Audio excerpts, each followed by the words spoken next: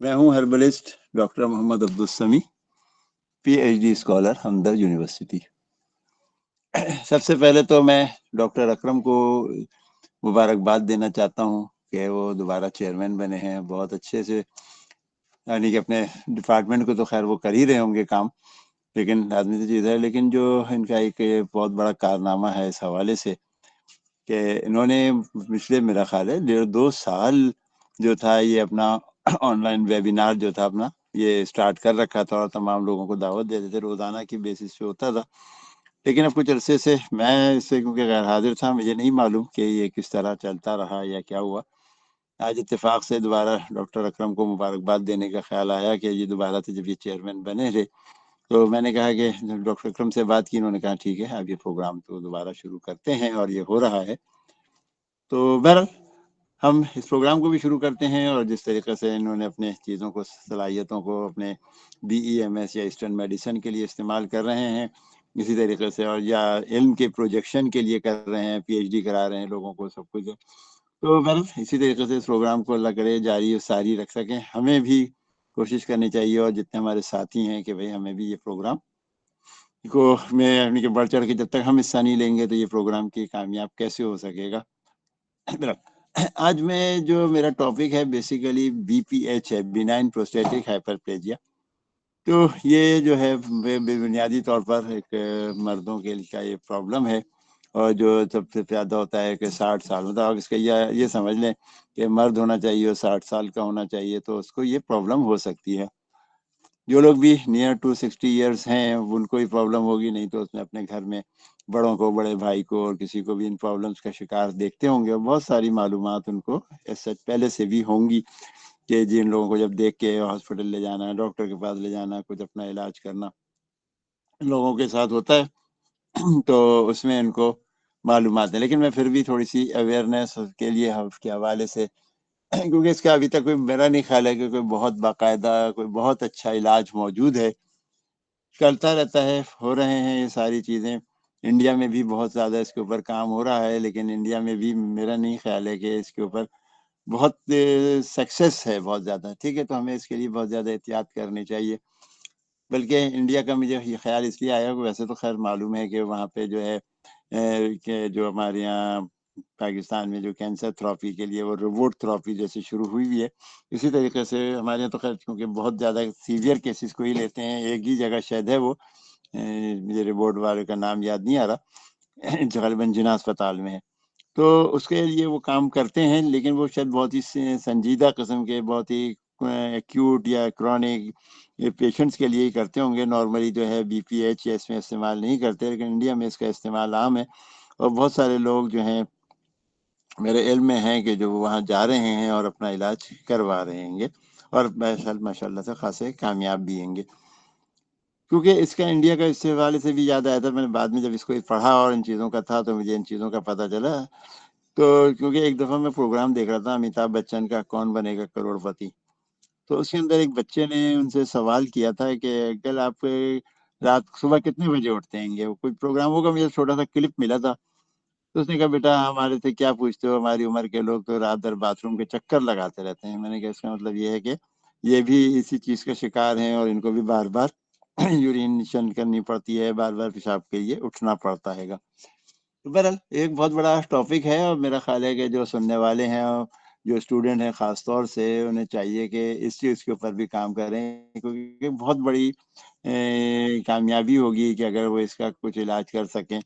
क्योंकि बहुत सारी जो दवाएँ हैं अभी तक है, उसका कोई हतमी फ़ायदा नहीं है। ना सर्जरी का है, TRUP जो कर रहे हैं पाकिस्तान में ख़ास तौर से, उसका भी कोई अच्छा इलाज नहीं है। और लाज़मी चीज़ है, ये फिर आगे जाके कैंसर भी, यानी कि जो मेल्स का कैंसर है सबसे ज़्यादा प्रोस्टेट का ही होता हैगा।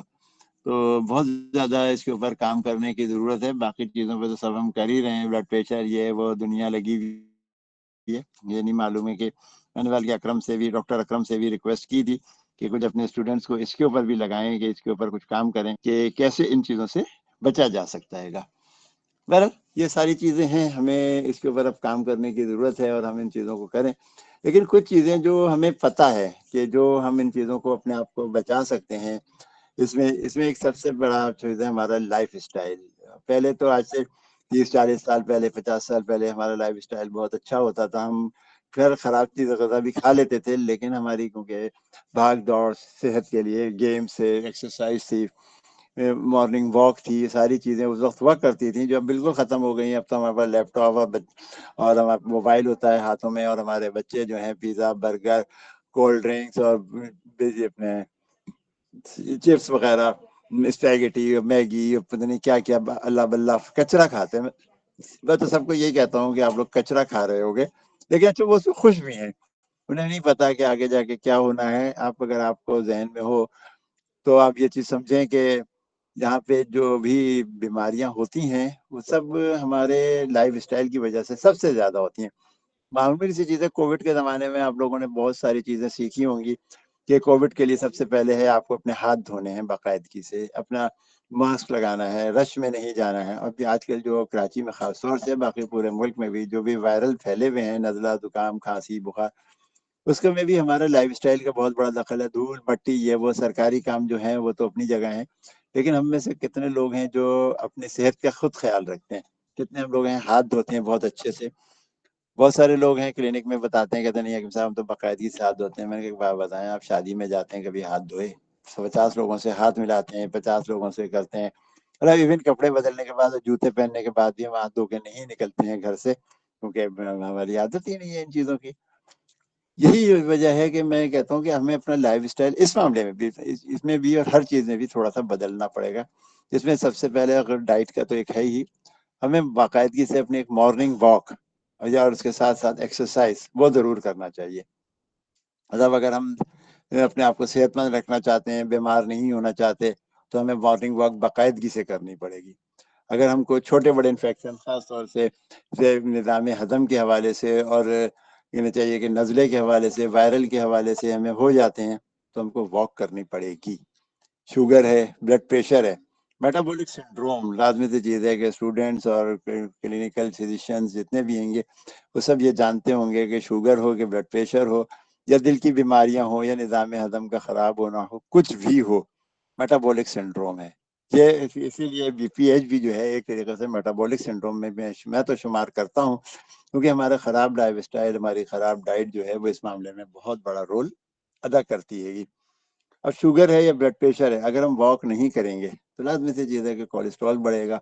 कोलेस्ट्रॉल बढ़ेगा तो खून की नालियों पे दबाव पड़ेगा, खून की नालियों पे दबाव पड़ेगा तो दिल को ज़्यादा मेहनत करनी पड़ेगी, और जब वो मुश्किल में होगा तो ब्लड प्रेशर भी बढ़ेगा, और हो सकता है कि हार्ट फेल भी हो जाए, दिल कमज़ोर होना शुरू होगा। यानी कि यूँ समझ लें कि अगर हम दिल की बीमारियों में मुब्तला हो गए हैं, चलो अब हो गए हैं, अभी तो हमारा शुगर ब्लड प्रेशर को हमने कंट्रोल नहीं किया था, खराबियाँ हो गई थी और दिल की बीमारी में मुब्तला हो गए, और हम जल्दी मरना भी नहीं चाहते हैं कि नहीं जी हमें तो मरना नहीं है, अभी तो हम 100 साल जिंदा रहना है, तो हमें वॉक करनी पड़ेगी। सबसे ज़्यादा है कि हमें वॉक करें, हम एक्सरसाइज करें, आधा घंटा पौना घंटा, यानी कि 45 मिनट हमें ज़रूर वॉक करनी है। तो वॉक के भी बहुत सारे स्टाइल हैं कि हमें किस तरीके से वॉक करनी है, क्या करना है। तो हमारे पास मैंने कि बहाने बहुत होते हैं कि जी आज सर्दी तो है, आज गर्मी भी। आज भी मैं एक साहब से कह रहा था, कहने लगा साहब मैं घर से निकला था, वहाँ कोने के ऊपर जो थे कुछ लोग खड़े हुए थे, उन्होंने कुछ बोला लेकिन मैं चुपचाप चलता चला गया।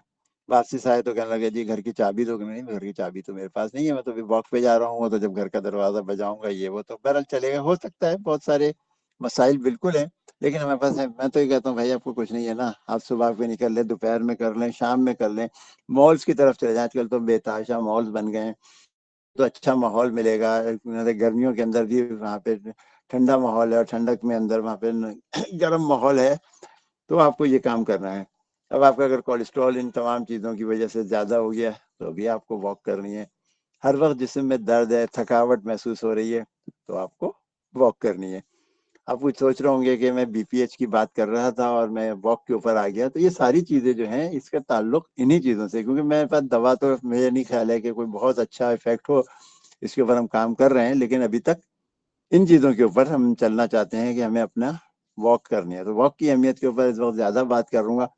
वॉक की ऊपर लाइफ स्टाइल की भी, गर्मियों में ठंडक हो गई है, यानी कि आपको ठंडक लगती है गर्मियों में, सर्दियों में बहुत ज़्यादा सर्दी भी लगती है।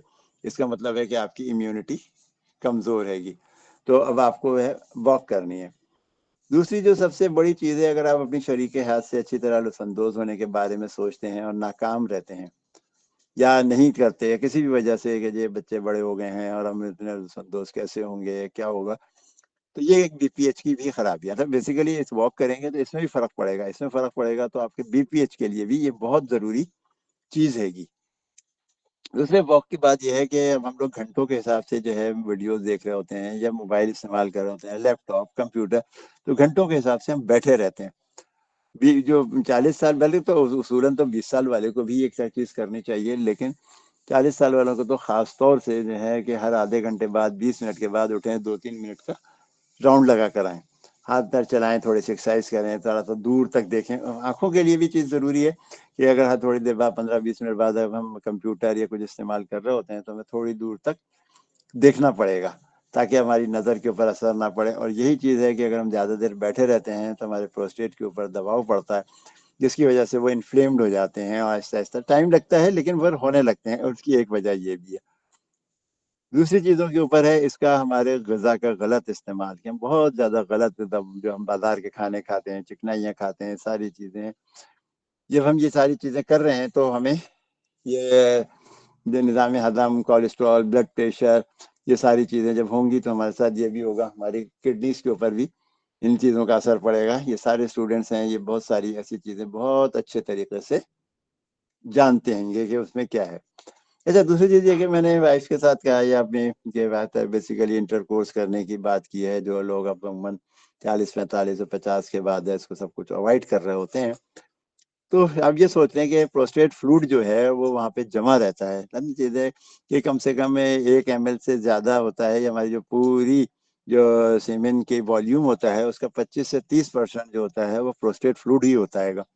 اب پروسٹیٹ فلوئڈ ہے یا تو ہم اس سے استعمال نہیں کر رہے تو اس کے لیے وہ بننا بھی آہستہ آہستہ کم ہو جائے گا. بہت سارے لوگوں کو تو اس میں ہوا آ رہی ہوتی ہے، وہ کہتے ہیں کہ جی اب تو کچھ بھی نہیں ہوتا، سیمن ہے ہی نہیں سرے سے.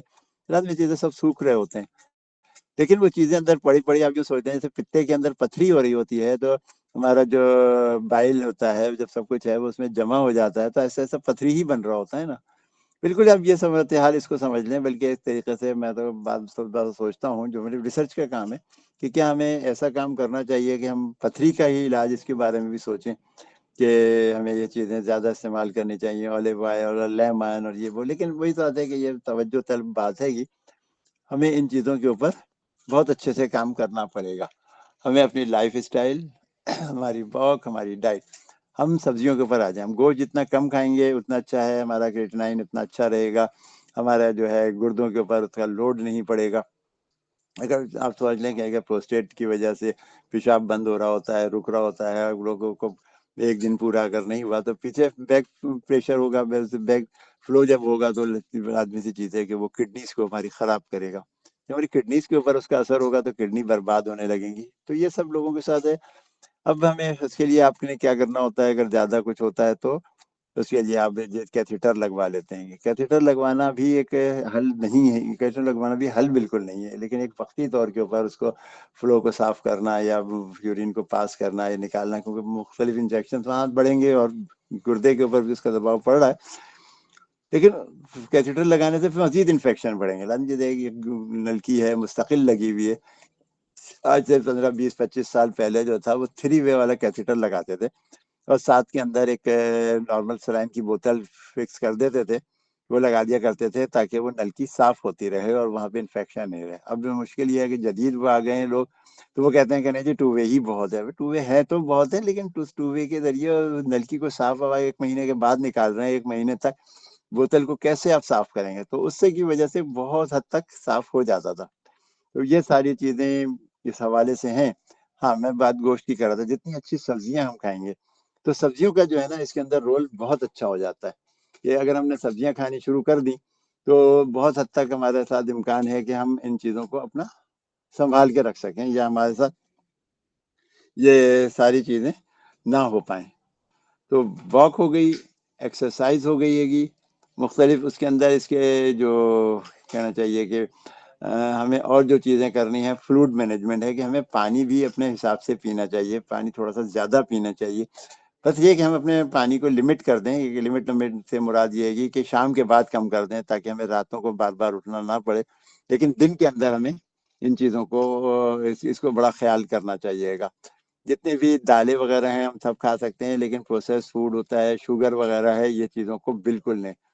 جبکہ ایکسرسائز میں، اور یہ یوگا بھی بہت اچھی ہے. یوگا کا کہہ لیں، مراقبہ بھی کہہ سکتے ہیں کہ ایک مراقبہ بھی کر سکتے ہیں. یہ کہ مراقبہ ایک بہت اچھی چیز ہوتی ہے اس حوالے سے کہ ڈیپ اسٹریس مینجمنٹ اپنا کر لینا چاہیے. اسٹریس مینجمنٹ بھی اس حوالے سے. میں ایک چیز اور ہے کہ میں تھوڑا سا بات چیزیں بے ربط ہو رہی ہوں گی. بے ربط اس لیے ہو رہی ہوں گی کہ میں نے کوئی لکھ کے یہ نہیں کر رہا ہوں. جو چیز مجھے یاد آ رہی ہے وہ دیکھ اچانک مجھے اس میں ملا ہے، اور میں اچانک ہی ان چیزوں کو اپنی میموری کے حوالے سے ان چیزوں کو کرنا چاہ رہا ہوں. تو یہ ساری چیزیں اگر ہم اس کو دیکھتے رہیں تو ہمارے لیے بہت اچھا ہوگا. اچھا، اس کی علامتوں کے اندر کیا ہوتا ہے کہ فریکوینٹ یورینیشن ہوتی رہتی ہے. فریکوینٹ یورینیشن سے مراد یہ ہے کہ بار بار پیشاب آنا جلدی، کیونکہ ہوتا کیا ہے، بلیڈر پورا خالی ہوتا نہیں ہے.